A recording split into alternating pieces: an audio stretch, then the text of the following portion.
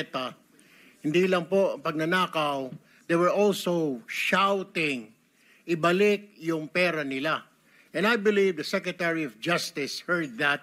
And I believe Malacanang heard that. Kaya nga po, dito po sa mga kontraktor, mga opisyal, isole ninyo ang pera ng taong bayan. Hindi po batas ang pinag-uusapan. Wala ho tayong pakialam sa batas na yan. Sometimes, you have to bend the law to be able to please the people.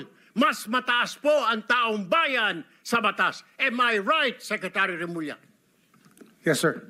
Mr. Chairman. Thank you, Mr. Chair. Second round, Senator Pangilinan. Just to lower the decibels and the stress that comes with high emotions. Si